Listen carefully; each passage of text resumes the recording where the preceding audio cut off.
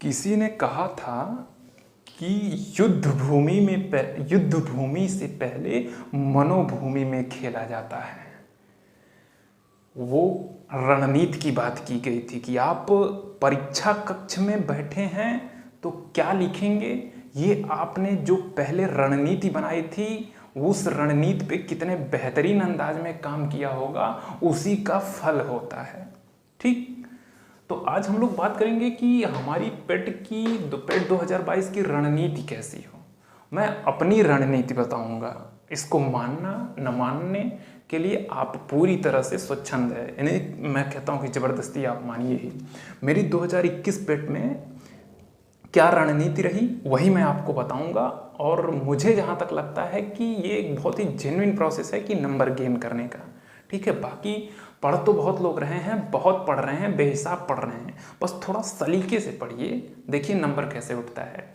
मेरा भी लगभग 98.5 या 99% स्कोर था। अगर आपको चाहिए मेरा स्कोर कार्ड तो आप टेलीग्राम ग्रुप में जुड़ जाइए, वहाँ मैं भेज दूँगा।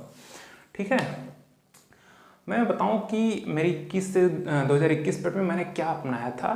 देखिए, दरअसल मैं टेट, सीटेट और सुपर टेट में उस वक्त लगा हुआ था, क्योंकि ऐसा लग रहा था कि भर्ती बस अभी आ ही जाएगी, लेकिन परिस्थितियां बदली, चुनाव वगैरह, और आज तक भर्ती आई नहीं। इसलिए थोड़ा सा ट्रैक चेंज करके मैंने लास्ट मोमेंट में पेट की तरफ ध्यान दिया कि भाई साल भर कोई और सी वैकेंसी आएगी तो उसमें देने के लिए तो कुछ तो होना चाहिए। तो मैंने पेट पे क्या रणनीति अपनाई अंतिम दिनों में, आई थिंक मुझको लगता है कि 20 से 25 दिन मुझे मिले थे। ठीक है, तो मैं बताता हूँ, बहुत ही कम समय लूँगा और ये बहुत ज़बरदस्त सटीक रणनीति बताऊँगा। इसको मैंने किया है इसलिए मैं बता रहा हूँ। इतिहास में 2 पार्ट है, एक इतिहास है और एक मॉडर्न हिस्ट्री है। 5-5 नंबर दोनों से हैं। भूगोल, अर्थव्यवस्था, संविधान, विज्ञान, ये चीज़ें आपके सिलेबस में दी गई हैं पेट के, और पेट के सिलेबस में दी गई हैं और इसको बांट के दिया गया है। जैसे इतिहास में क्या पूछेगा वो भी उसमें दिया है। एग्जाम्पल के लिए जैसे गुप्त काल के बारे में पूछेगा, हर्षवर्धन के बारे में पूछेगा, ऐसे कर करके उसको सेक्शन में बांटा है। उसी तरह भूगोल में है, भूगोल में क्या पूछना है वो दे दिया है कि हम भाई नदी के बारे में पूछेंगे, घाटी के बारे में पूछेंगे, और जो भूजल संसाधन है उसके बारे में पूछेंगे, बहुउद्देशीय नदी घाटियाँ पूछेंगे। ऐसे ही कर करके इसको बहुत ही सीमित में बांट दिया है। ठीक, तो मेरे कहने का मतलब है कि आप प्रिंट करा लीजिए सिलेबस पेट का और उसको सामने अपने वॉल पे या अपने स्टडी टेबल पे रख लीजिए।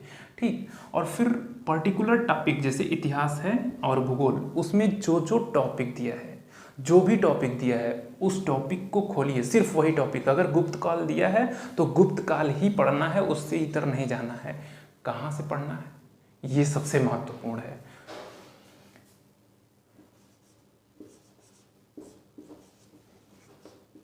आपको पढ़ना है कहाँ से ये देख लीजिए, और सबसे बेहतरीन पॉइंट मैं बताने जा रहा हूँ, क्योंकि यही है जिसके बदौलत मेरे नंबर आए थे।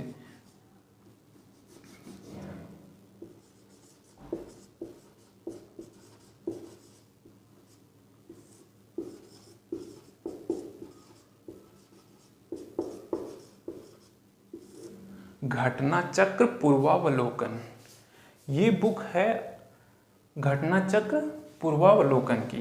ठीक है, अब अगर आपको इतिहास पढ़ना है तो इतिहास में घटना चक्र पूर्वावलोकन में अगर आप देखते हैं गुप्त काल तुरंत खोलिए और गुप्त काल में जितने भी क्वेश्चन दिए हैं उसको बेहतरीन तरीके से पढ़ लीजिए। उसी तरह भूगोल में अगर आपको दिया है भूजल संसाधन या बहुउद्देशीय नदी घाटी परियोजना तो उसको पढ़ लीजिए, पूरे क्वेश्चन लगा डालिए, रट डालिए। यकीन मानिए पूरे के पूरे क्वेश्चन हूबहू शब्दशः वही मिलेंगे आपकी परीक्षा में। आप परीक्षा कक्ष में बैठे रहेंगे तो मेरी बातें आपको याद आएंगी। और अगर आपको नहीं भरोसा हो रहा है तो इसके लिए किया जा सकता है, आप पेट का पुराना पेपर उठा के देख लीजिए, हूबहू और शब्दशः वही प्रश्न ना दिए गए हों तो मुझे बताइएगा। कोई भी हो, ये इतिहास, भूगोल, अर्थव्यवस्था, संविधान, विज्ञान, पूरे के पूरे आप बस सिलेबस से इतर मत जाइए, क्योंकि ये बुक बहुत मोटी होती है। और अगर आप पर्टिकुलर चीज़ें जैसे अभी बताया हूँ, भूगोल में बहुत लिमिटेड टॉपिक 4-5 टॉपिक दिया है, उसी टॉपिक को घटना चक्र पूर्वावलोकन से लगा लीजिए, वही प्रश्न आपको परीक्षा में मिल जाएंगे। तो यहाँ से 10, 5, 15, 20, 25, 30 नंबर की व्यवस्था यहाँ से हो जाएगी आपकी। ठीक, अब दूसरी बात करते हैं प्रारंभिक अंक गणित है। प्रारंभिक अंक गणित का सिलेबस उठा लीजिए, 5 से 6 टॉपिक है। फार्मूले रट लीजिए, फार्मूले पे आधारित जो है 4-4, 5-5 क्वेश्चन कर लीजिए। इससे ज़्यादा कुछ करने की जरूरत नहीं है, कुछ भी मत करिएगा इससे ज़्यादा, क्योंकि कुछ और करेंगे तब भी उतना ही नंबर आएगा और जो मैं बताया हूँ उसको करेंगे तब भी उतना ही आएगा। ठीक, हिंदी क्या है, आदित्य पब्लिकेशन की सफ़ेद वाली बुक धड़ाधड़ एकदम प्रैक्टिस मार जाइए जो सिलेबस में है। अंग्रेजी अगर आती है तो ठीक, नहीं आती है तो इसको मत छूइएगा, नहीं तो पछताएंगे, क्योंकि आएगी तब भी उतना कर पाएंगे। उस तरह अगर आपको नहीं आती है या थोड़ी सी समस्या आ रही है तो छोड़ दीजिए। रीजनिंग क्या है, रीजनिंग में आपको रैंकिंग और एक है कैलेंडर क्लॉक। ठीक, रीजनिंग में आपको रैंकिंग और कैलेंडर क्लॉक यही चीज़ें आपको पढ़नी है, बाकी और कुछ मत पढ़िएगा, क्योंकि बाकी में क्या है, कोडिंग डिकोडिंग है, उसको आप ऑन द स्पॉट वहीं लगा सकते हैं, उसमें कुछ नहीं करना होता है। आपको बस ABCD पता हो, और ABCD तो आप बचपन में ही सीखे हैं। क्यों, सही कह रहा हूँ ना। केवल रैंकिंग और कैलेंडर क्लॉक इसी को आपको पढ़ना है, क्योंकि ये फार्मूले बेस्ड होते हैं। ठीक है, बाकी सारी चीज़ें आप वहीं कर सकते हैं। और रिलेशन से संबंधित आता है कि ये इसके फलाने इनके मामा थे, दादा थे, परदादा थे, तो इसमें कुछ नहीं करना है।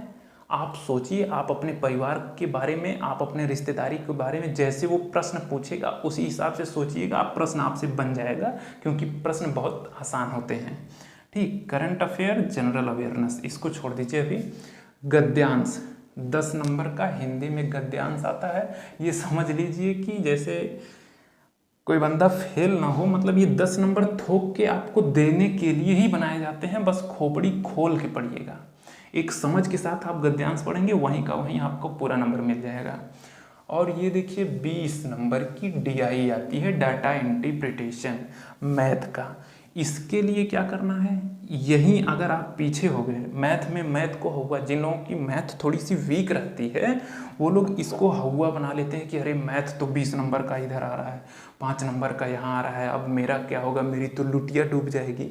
कुछ लुटिया नहीं डूबेगी, हाँ हुआ बनाए रहेंगे तो ज़रूर डूब जाएगी।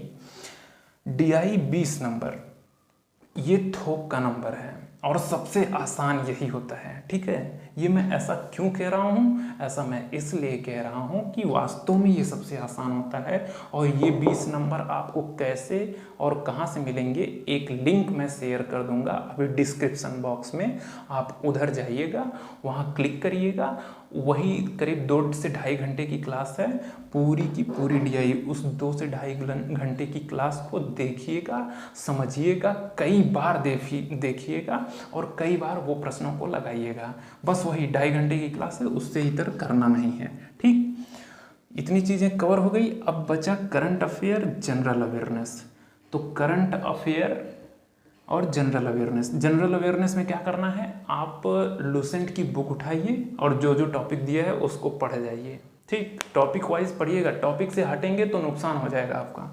और रही बात करंट अफेयर की, करंट अफेयर 1 से लेके जब तक 1 अक्टूबर से लेके जब तक परीक्षा है, 15-16 अक्टूबर को है शायद, तो वहाँ तक मैं कवर कराऊंगा, इसकी पूरी गारंटी मेरी। और मैं ही PDF दूंगा, और एक ऐसी PDF दूंगा जिसको पढ़ने के बाद आपको परीक्षा कक्ष में लगेगा कि तो कहीं इसी PDF से ही तो नहीं ना प्रश्न बन गया है। पूरी गारंटी के साथ कह रहा हूँ। बाकी आप पढ़ते रहिए करंट अफेयर, और जैसे आप यहाँ से छोटे छोटे करंट अफेयर में वीडियो डालता रहूँगा, उसको देखते रहिए, लेकिन 1 से लेके 15 तारीख के बीच मैं आपको लगातार दूंगा। ठीक, तो ये करंट अफेयर की आप चिंता मत करिएगा, कहीं ना कहीं से किसी न किसी सोर्स से धीरे धीरे पढ़ते रहिए। और मैं VKS सिविल अकेडमी, मैं 1 तारीख से आप लोगों के लिए सीरीज चलाऊंगा करंट अफेयर की, और PDF भी दूंगा, वहीं से प्रश्न फंस जाएंगे। ठीक है, और आपको सबसे बेहतरीन बात बता दूं कि इसको ज़रूर करिएगा।